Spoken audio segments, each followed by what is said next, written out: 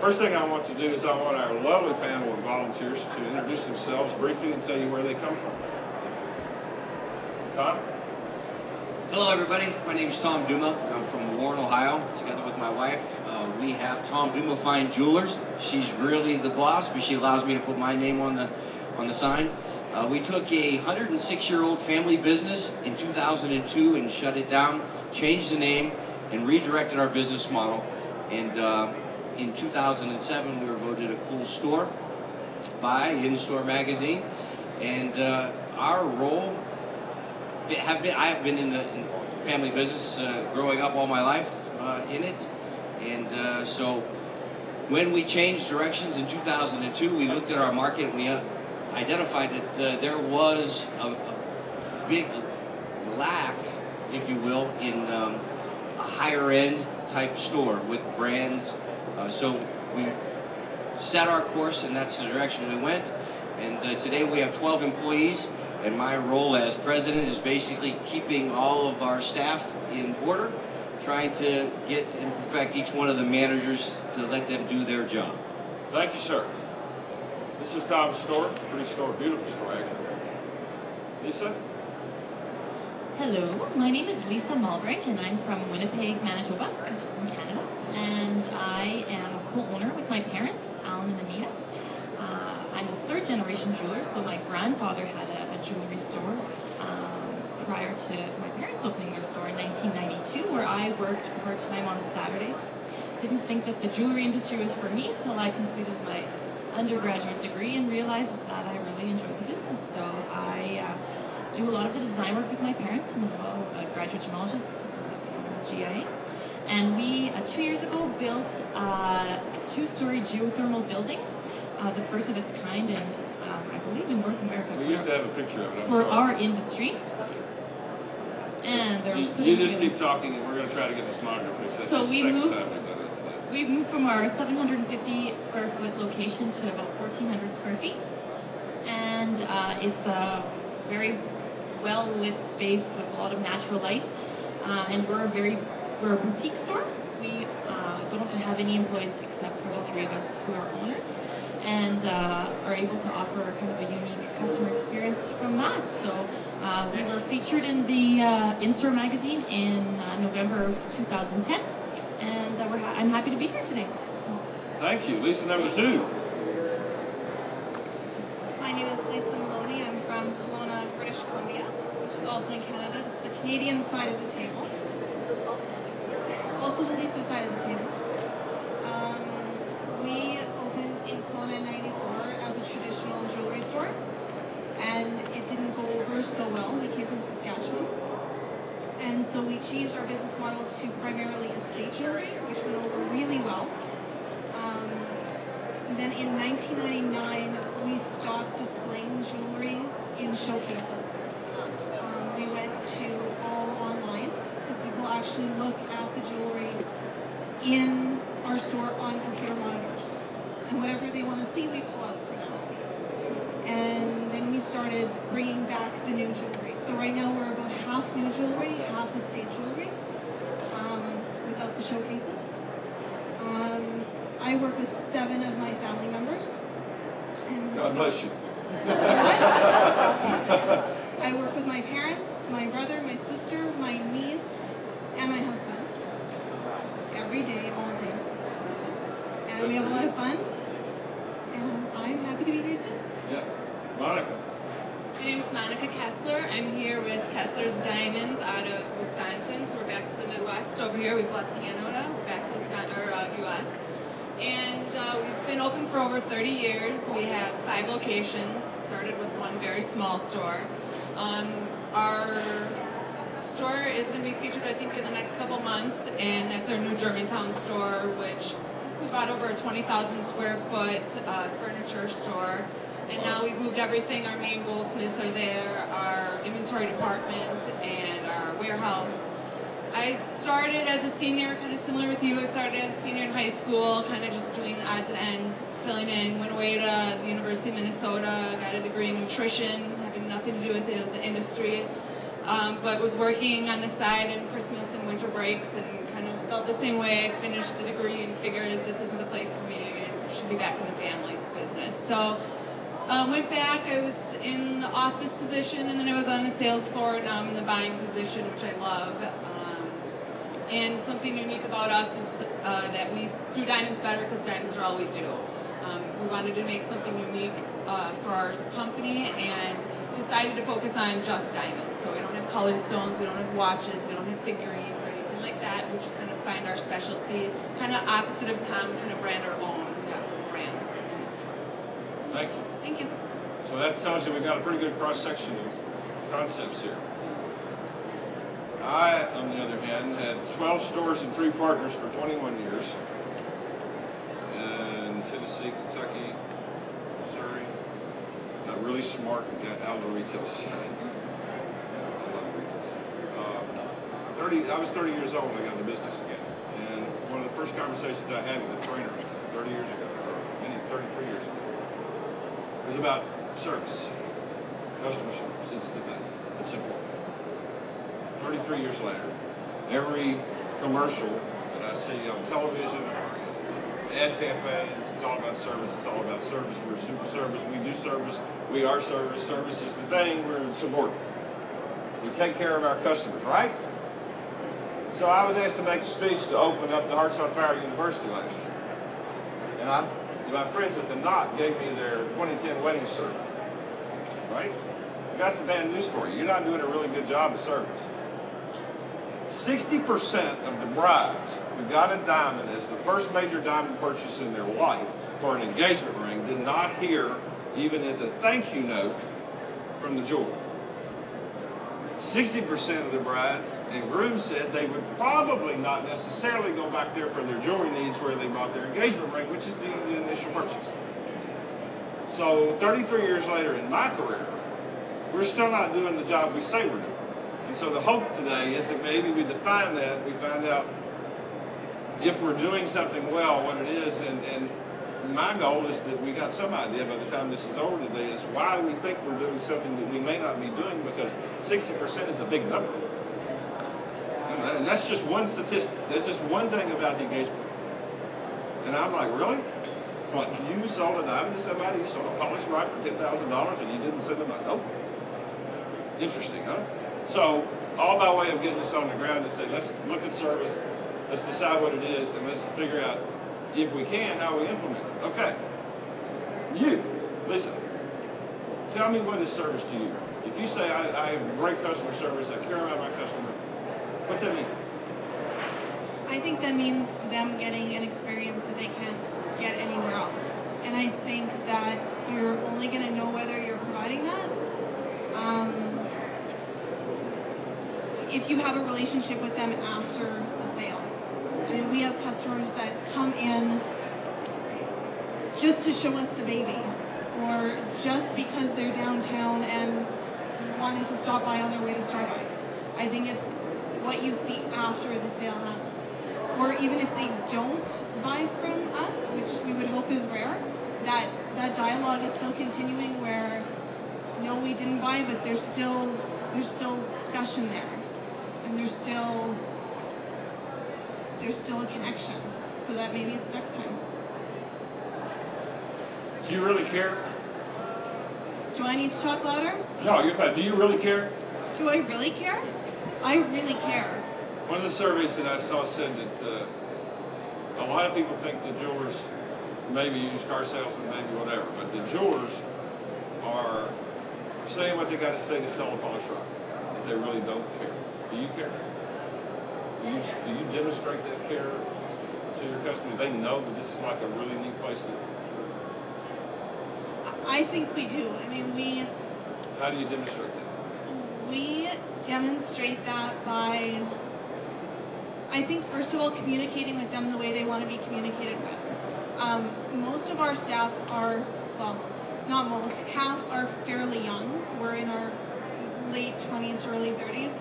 We're big texters. We're big on Facebook and Twitter. We communicate with people the way they want to be communicated to. And I think that shows we care, because we're not traditionally just going to call them because that's what you do. Cool. Lisa, number 2. You answer that for me. What is service? What is super service? Super service.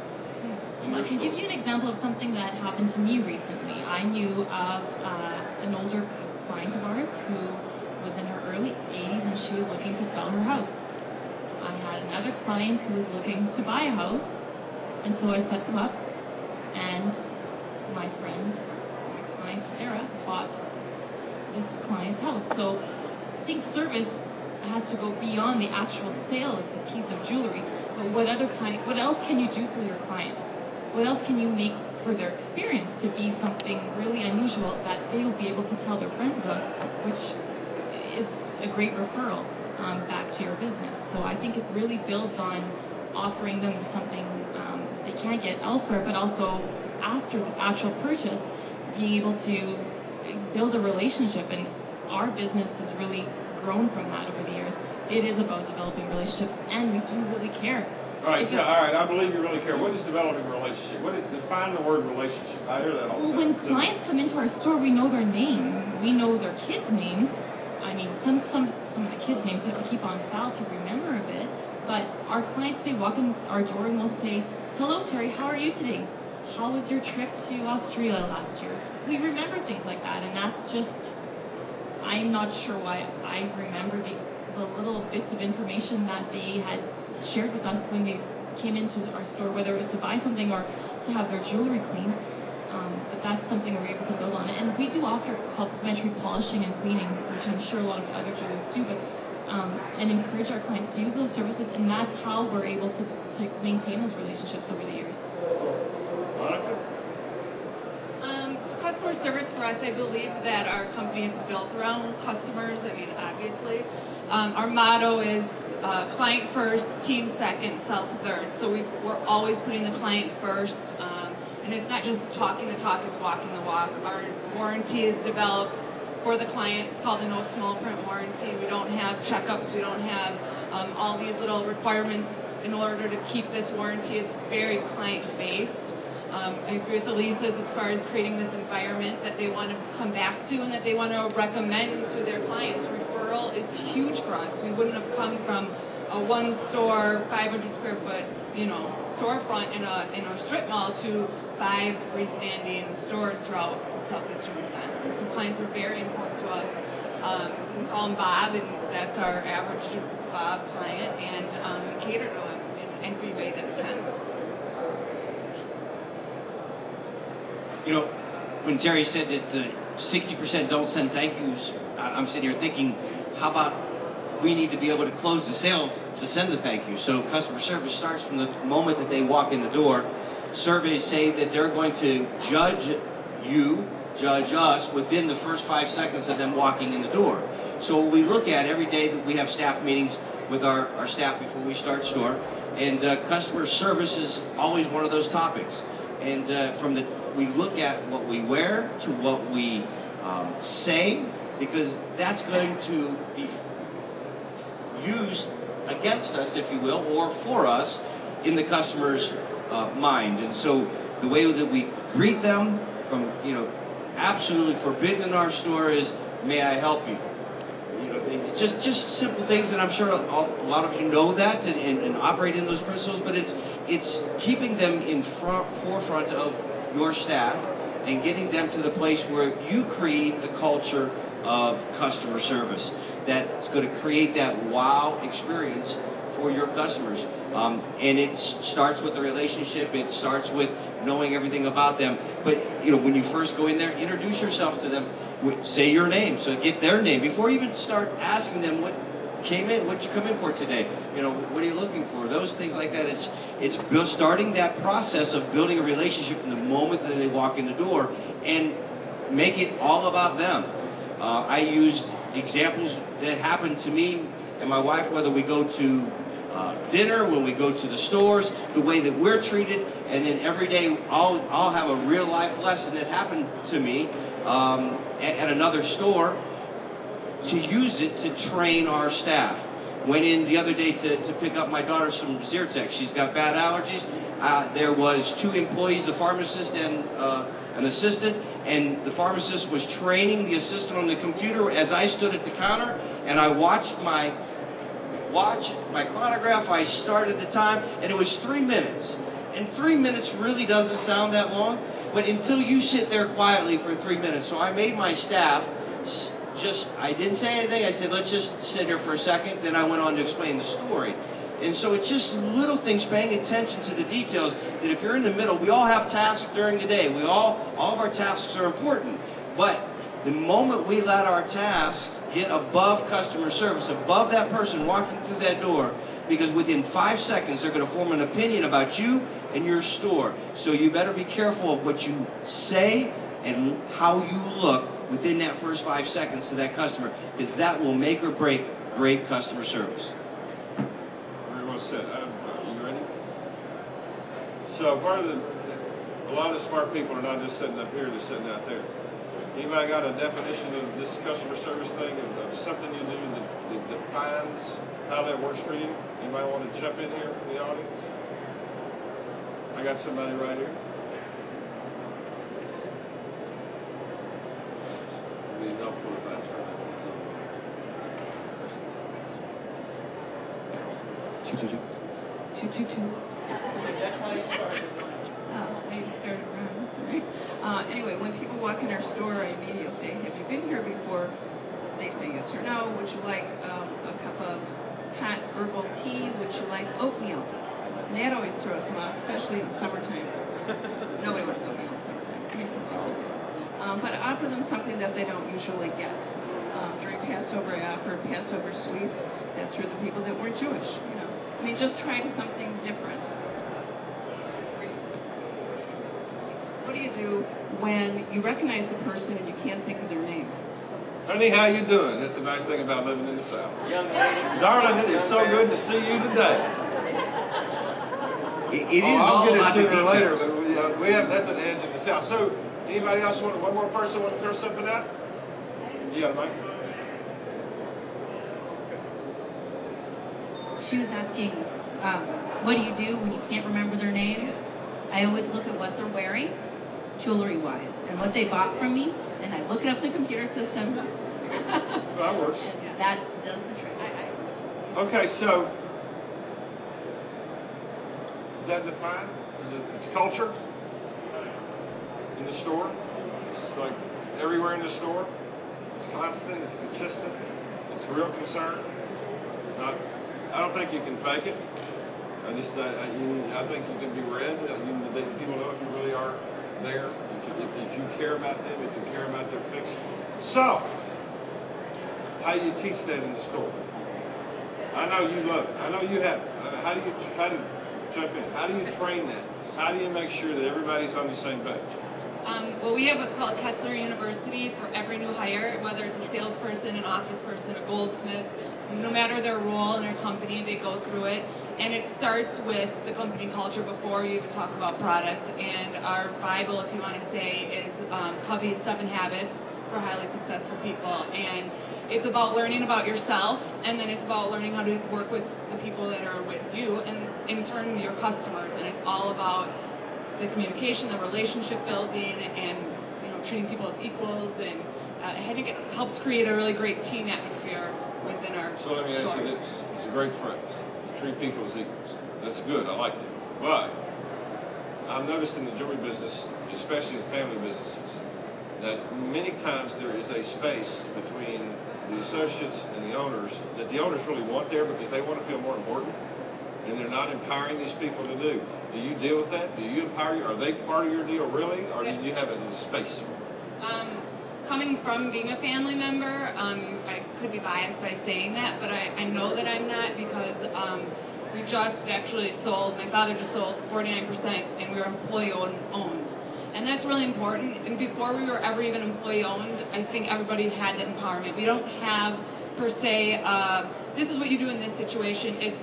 We've always empowered the people to make the right decisions. And my father would always say, 9 out of 10 times you're going to make a good decision that's going to create money and make money for the store. 1 out of 10 times they're going to make a bad decision and it's going to cost a lot of money. But you can't, you're going to learn from those mistakes and be better from that. So absolutely, there's open dialogue. We have an open book system. Everybody knows where our LOC balance is. Everybody knows where our gross profit is. Everybody, it's called our Richard Report, and we have it every Monday, and everybody knows, or every day, and everybody knows where we are, where our goals are. Everybody's completely involved from the bottom to the top, if you want to say that. Now, how do you train for this? How do you train? How do you create a culture like that and make sure everybody's saying the same thing? Because you know it only takes one person. If you have 12 people in your store, 11 of them are exactly there, tuned in and really care and exhibit that. One can screw up the whole thing. How do you do it? One of the words you said was consistent and repetition. We have to do it on a daily basis. And these are principles, whether it's selling techniques or customer service, you have to go over them. We find that every day that you talk about it, make it important. Our core values are posted in our back room, and number one of our core values is creating a wow experience for our customer. And so if it's number one on our core values, it's something that we talk about. It's part of our complete fiber and makeup. So when we see an associate not creating the wow experience, then we coach. It gives us an opportunity to coach, just as if you're doing it on sales techniques, or if you're an admin and you're seeing somebody that's not performing to the level that you want them to, the standard that you set in your store, then you have to take those opportunities to continue to coach and coach and coach. It's like a relay race, if you will. Your fastest people are in the back, and the slowest ones start the relay. And as they pass the baton, then you're running right alongside. And so we look at that as that we have to run alongside with our staff members all the time in explaining whether it's customer service or any of the other important things that are happening in the store. So it's a daily thing that we do every single day. Lisa 1, Lisa 2, either one. Jump in. I think that there's eight of my family altogether, so I think we care because we're all in it together. Like, everybody I'm related to is pretty much there.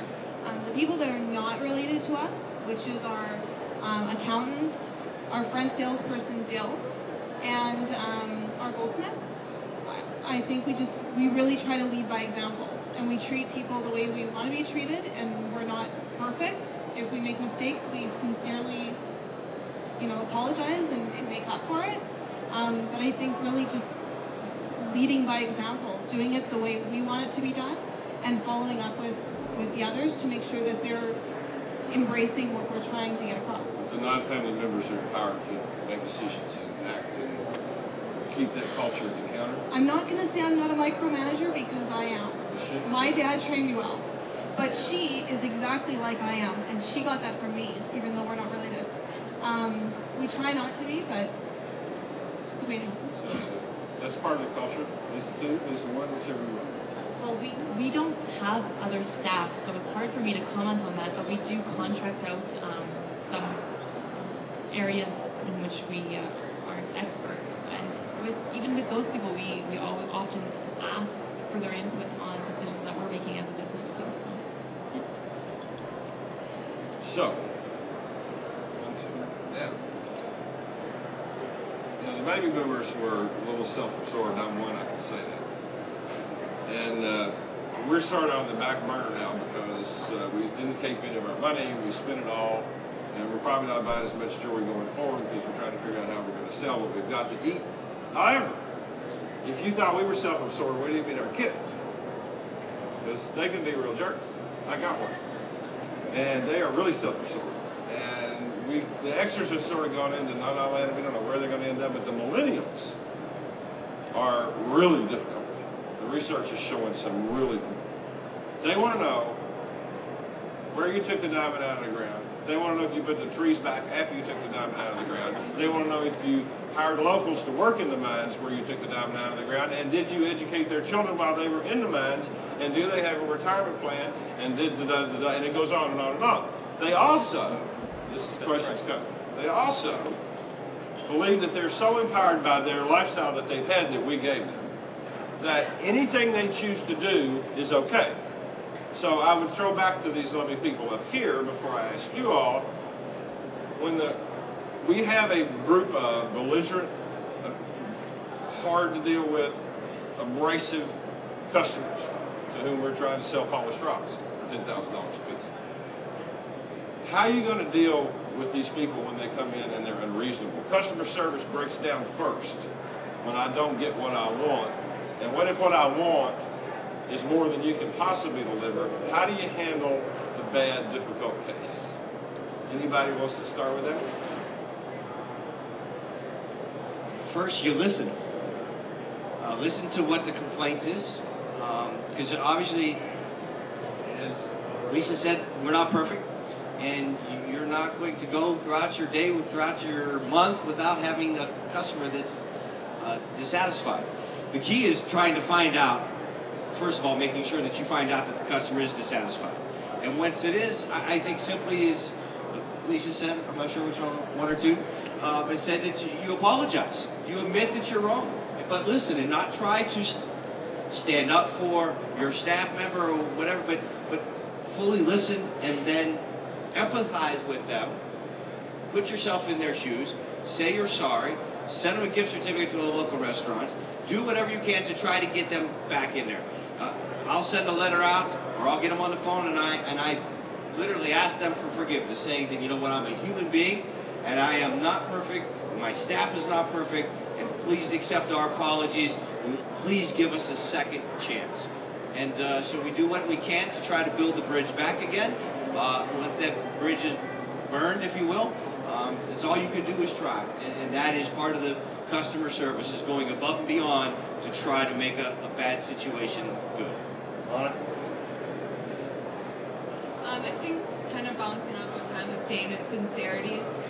It's admitting it, being upfront with it. We can't control what's already happened. We can only move forward and try to get past what had happened. But in listening, like he was saying, is very important. You can't try to step in and try to come back with your excuse or your, and it could very well that you have a great excuse because it was a vendor's problem or it's this, but they don't care about that. They care about you. It's from your store. So it's not making excuses, and it's just being honest. That's interesting. That's where the connect comes. That's where this concept of empowering the people we talked about earlier in the customer service arena. You just said something that's really important. If you have this gap, if any of you have this gap between ownership and the front, and they're not empowered and they have to come to you and they can't make a decision, the real deal is that whoever they're talking to is the one that screwed up, and they screwed up your reputation, and if that person can't fix it, they're not as happy when they have to come to you, and that person loses all their credibility. That customer will never talk to them again.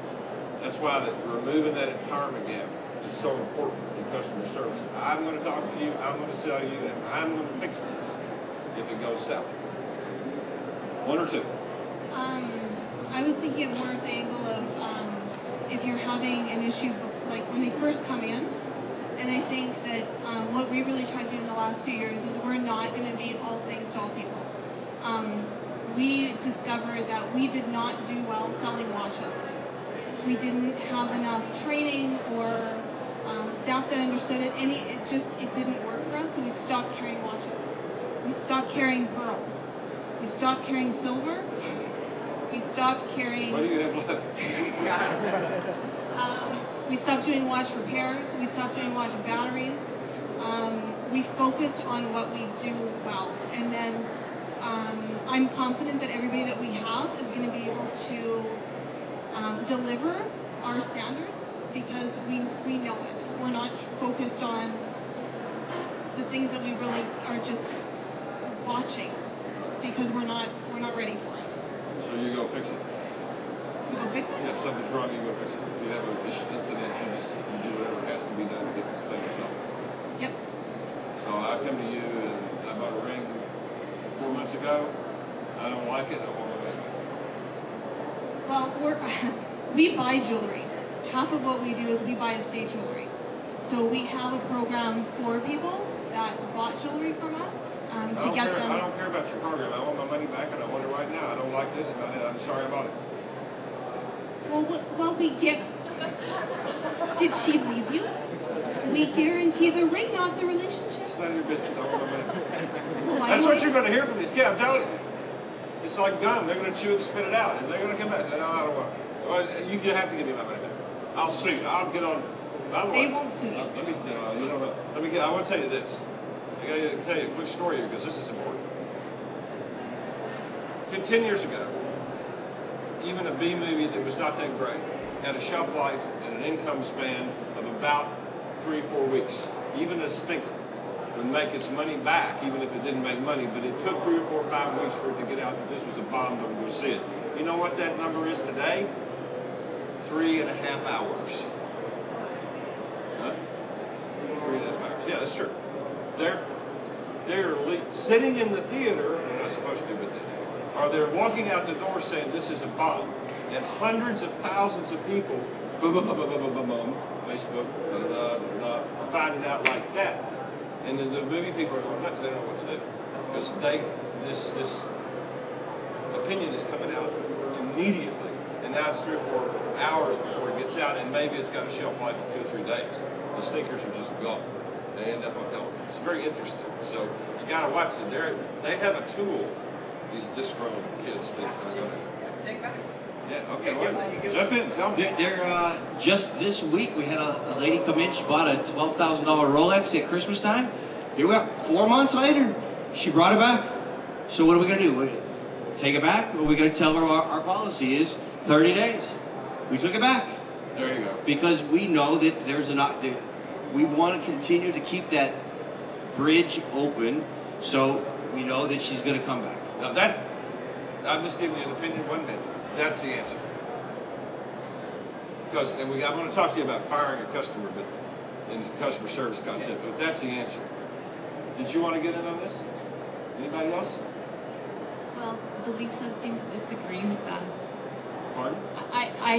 Our policies, we wouldn't take it back, and for us, we feel like as though when we're through talking and working with our clients prior to purchase, they're aware of our return or exchange policies. So for our store, you lose a customer to a policy. I could understand. I was just going to say, you're going to lose a customer to a policy. This customer, so it wasn't a first eye. I should qualify that in the sense is that the customer has been there before.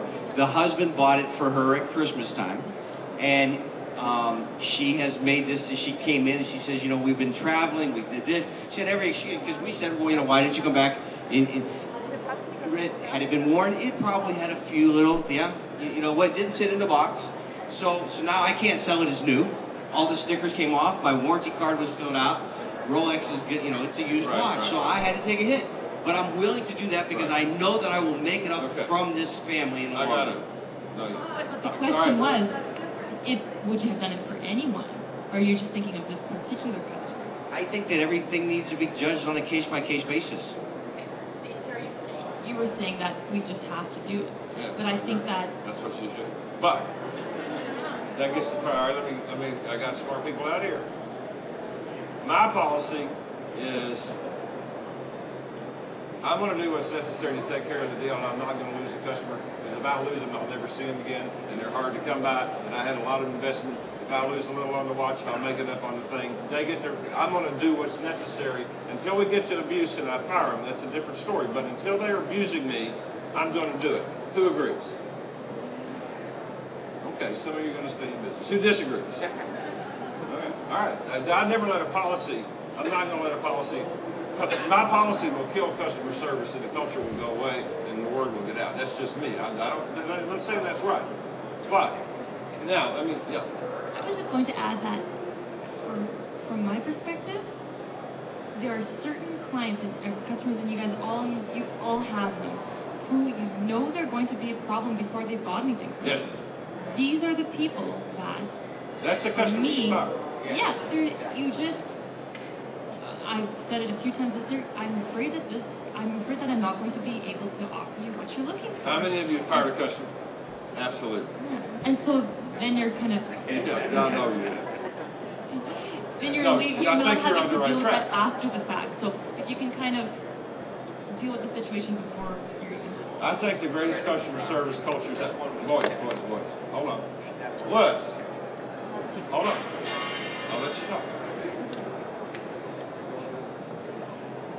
You shouldn't let a policy destroy customer service.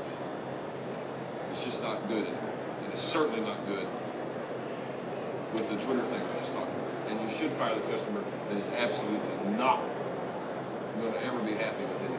We've all had to deal with it. Yes, ma'am. Well, for us, going back to the 7 habits, one of them is think win-win. So you have to think what's best for the client, what's best for the company, and thinking and beginning with the end in mind. It's always thinking long-term. It's not about what's going to happen now. But when you have and I don't know what the statistics are, but if you have an angry client that says something about you, it goes out tenfold. You have a happy client, it goes out.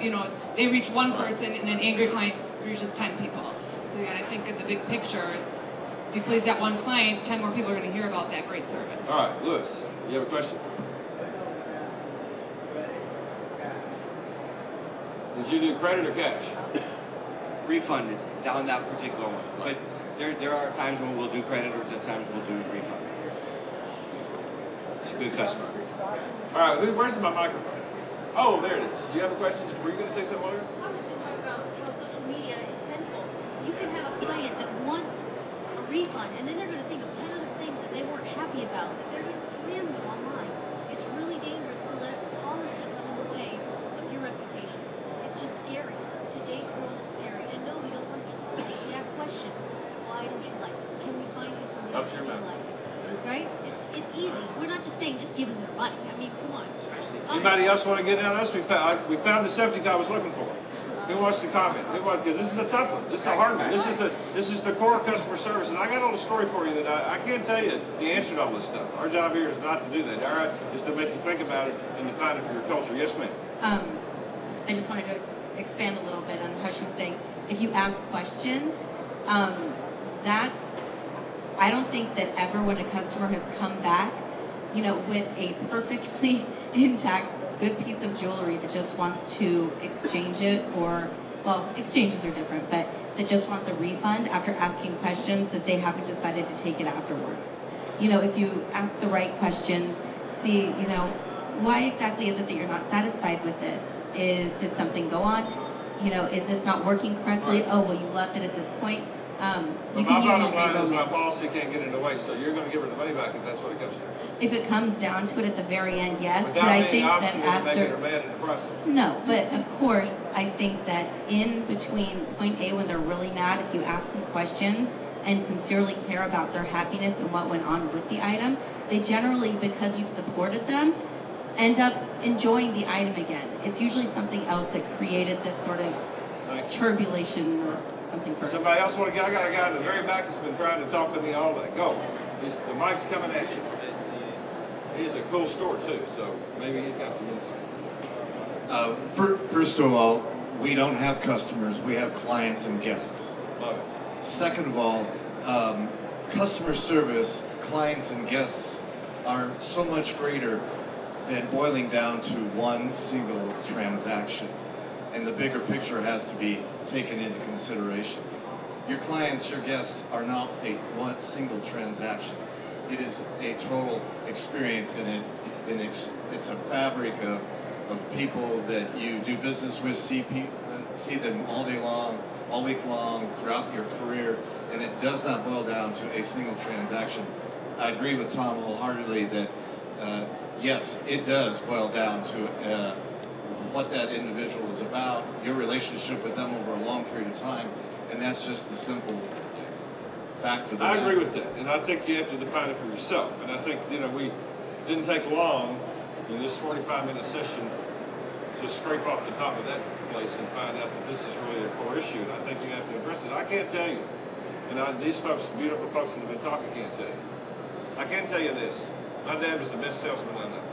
You read people like nobody's business. He had several little businesses. He made a nice little living for the family. And in the day before the big box stores, he had the appliance store, TV store, lawnmowers, stereos, back when you bought stereo. So a lady comes in one day to get a piece for a lawnmower. His name was Darks. Darks, how you doing? I'm doing fine, Miss Jones. I'm just doing fine. And I was working, and She said, I got to get a piece from Ward. I don't know. She gets it. She goes out to get in her truck, and he's talking to her, walking, and he sees this Sears television in the back of her pickup, in the box. And he said, Miss Jones, did you go to Sears and buy a TV? And she said, Doris, I'm sorry. I said, I saw one, I liked it, and you know, I do business. She said, oh, that's okay, it's no problem. I knew what was coming. She leaves. My dad says, he calls my mother, says, we're going to be a little late for dinner. He goes over and he gets his Beth Zenith. That was his hot line. He loves Zenith. He loves the ET television, big old thing. We load his Zenith in the truck. We go to Miss Jones' house. We knock on the door. And he said, you know, Miss Jones, he said, I got to tell you, he said, you've been doing business with me forever, and I've got a responsibility to you. And he said, if you won't buy a TV from Sears, that's fine. But I'm going to set this Zenith up next to that Sears TV. You watch it for a week. You call me, and I'll either come and get mine, or I'll take yours back to Sears. You know what we did? We took it back to Sears. Now, I know that in that little story is the heart of customer service. He wasn't belligerent. He wasn't mad. He didn't. We actually had sat down and had coffee with him. But he made his point and he made his statement. That's as close as I can get to it. I was probably 12 years old. I've never forgotten. Smooth. Nobody was upset. Nobody was mad. He didn't inject policy. He didn't inject trouble. He didn't inject attitude. He just took care of his customer. And if she had said, I like the Sears TV, we would have gone and got the Zenith and brought it back to the store. Now that's all I can tell you. I can't define it for you. I can't answer for you in your place, but I can tell you that that's the best customer service story I think I've ever heard. And I got to watch it live. We have about a minute, and these folks would be glad to answer questions or your comments on this very important subject are welcome. Yes, ma'am. Okay, you just made a sale. Can you stand up so we can see you? Please. You just made a sale, $2,500 to a man who bought a birthday present for his wife. Read me the thank you card you write to him.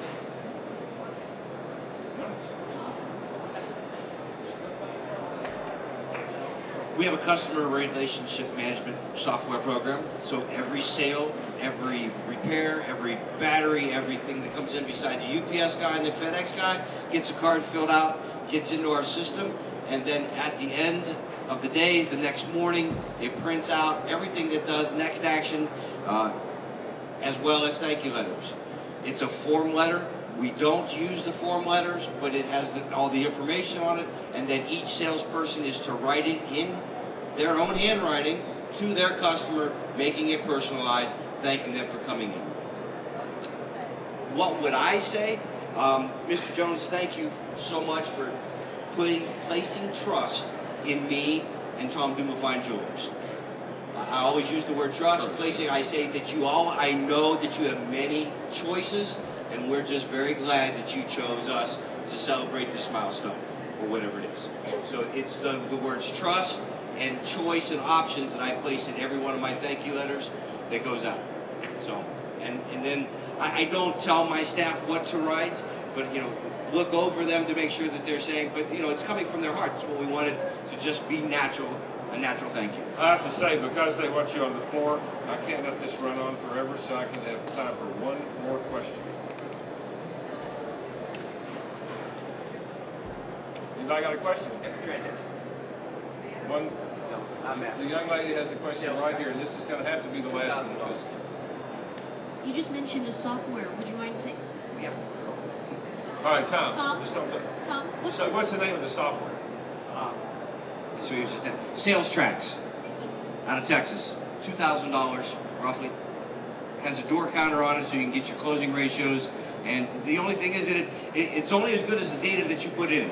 We had my sister actually is our CRM manager, if you will, and so that's all she does.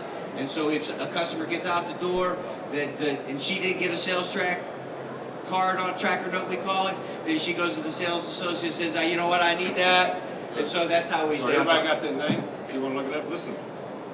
I don't know how you're going to resolve all this stuff. I'm glad you were here. I appreciate you being here. This is going to be an issue. And the millennial thing, the people that are coming into your stores, the customers you're hoping to develop, you're going to have to deal with this, and I hope you focus on it, and I hope that it helps you today to be here. I want to thank the panel, and I want to thank you guys for being here.